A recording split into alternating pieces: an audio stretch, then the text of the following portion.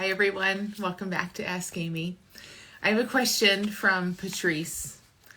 Patrice says, I've heard you speak about this topic, yet I'm feeling so very challenged in understanding.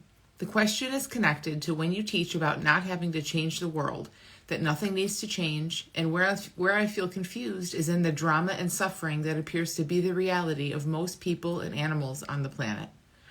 The pervasive, blatant violence and harming, the constant number of groups at war, extreme polarities among groups of people, the level of global uprisings around the world, the pretty much daily mass shootings, the number of people without access to clean water and food, the disregard and destruction of nature, all of this and more that feels like so much darkness and pain. How may I work with the understanding you teach to not feel like we're living in an insane asylum? Such a good question, Patrice. And one that's so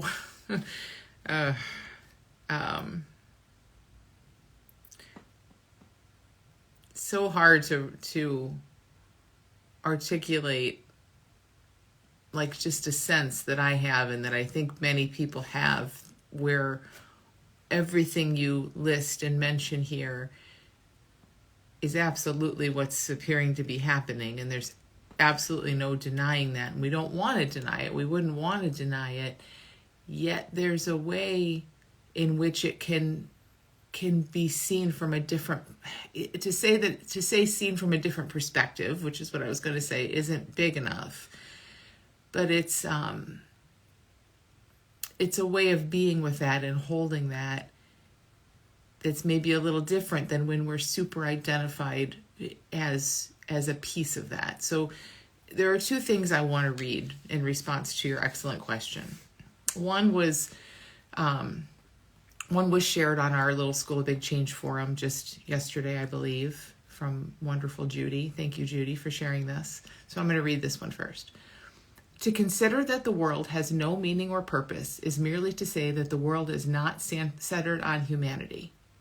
Without his ideals and motivations, an individual is frightened of being a nothing in the nothingness of a purposeless world. In actuality, man's ideals of purpose as the basis of life and nature are nothing but his own conditioned concepts. Nature cannot be seen in terms of human thought, logic, or language. What appears cruel and unjust in nature seems so only when the matter is considered from the viewpoint of a separated and estranged individual human.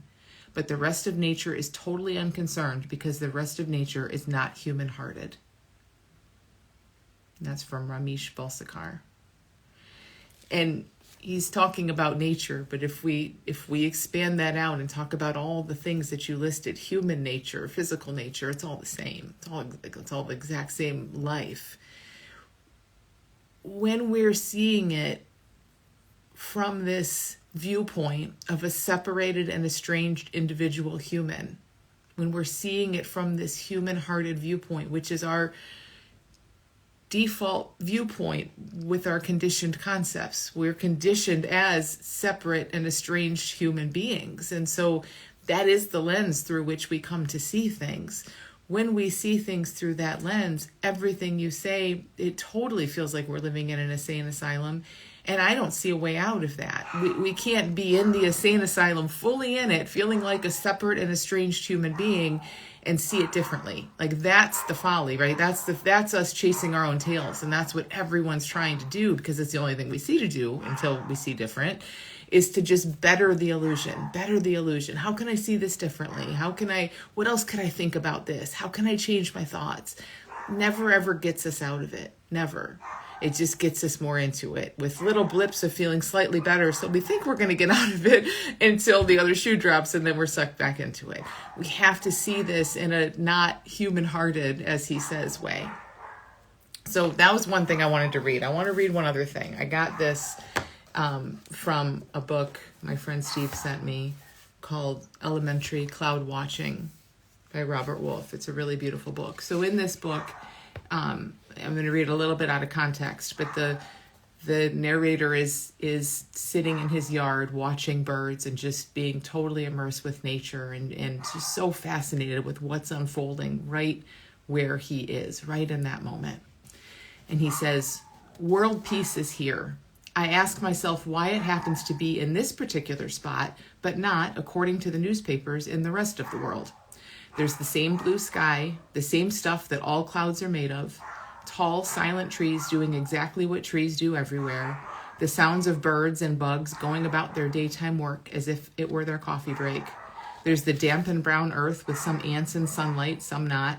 There's a human sitting quietly in a canvas chair in this clearing, watching a cloud that is moving in two directions, away from its center in the same moment. There is peace in this solitary spot on the globe because, basically, there is no one here. The human, who is merely part of the landscape, has no agenda, no ideas, no intent or motivation. He will not be rising from his chair in a moment to attempt to control something, to influence or change anything.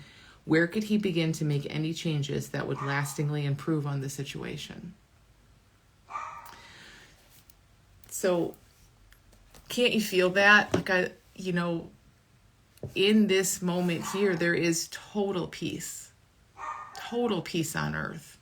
Yet, you can turn on the news and be transported to some other place where there is not peace on earth.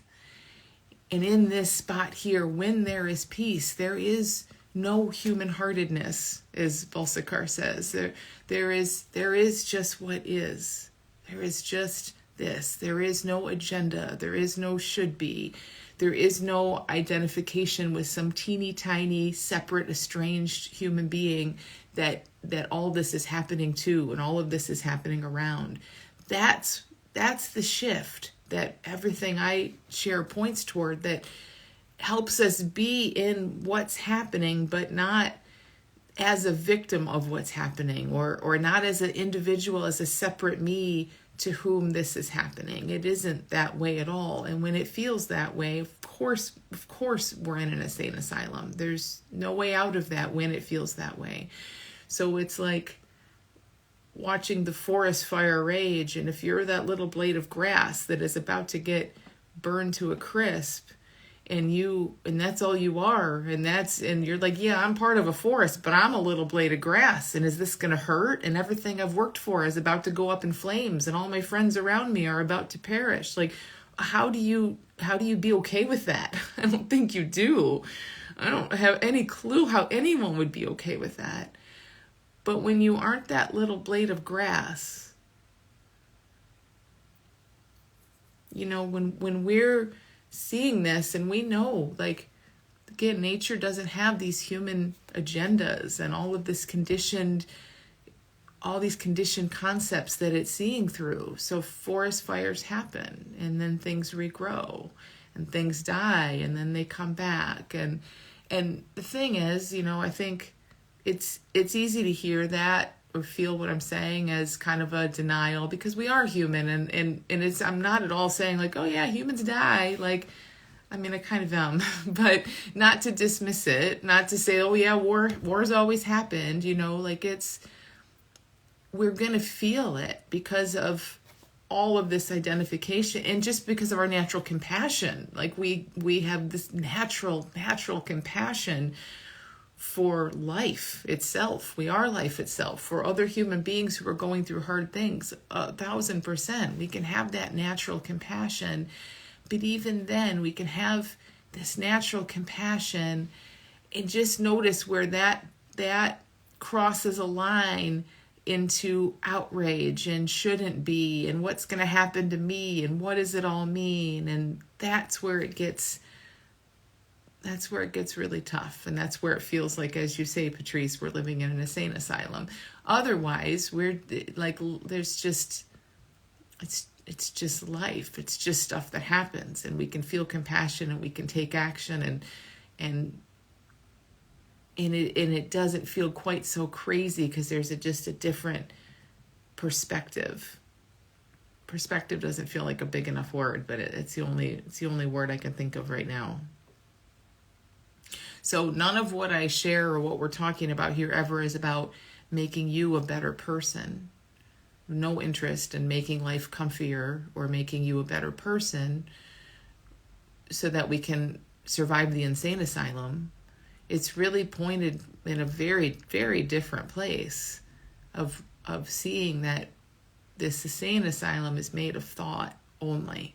And that, as Robert Wolf shares in this little bit, there's world peace right here. And that is not a dismissal or a denial or a not caring or a not helping. It is just the opposite. As we each wake up to the world peace that is here all the time, it's the only way things are going to change. And I kind of just cringe as I even say this, because I know, I mean, this is, everyone knows this, but no one seems to really know it. Everyone talks about this, not everyone, but people in these circles have talked about that, right? It has to be a shift in consciousness. What the hell else would it be? It's not going to be a policy. It's not going to be a rule or a new law. It has to be a shift in consciousness. Yet we want them to shift their consciousness so that the war can end.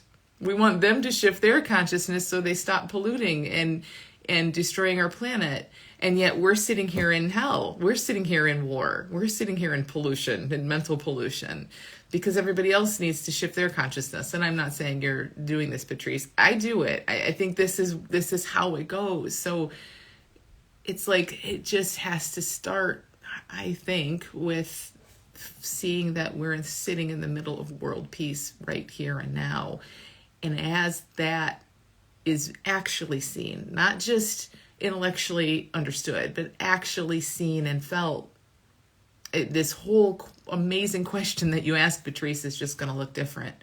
And it doesn't mean everything's going to change tomorrow, but I know for a fact that the whole question is going to look different, which is what we need. We just need this question where we're banging our heads against the wall saying, what the heck? Why are we all in this insane asylum? That's what needs to look different. And when it does, things can't not shift from there.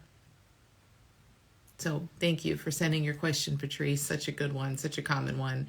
And I hope, since I didn't have much, my friends that I read from here, I hope some of that is helpful and points in a different direction.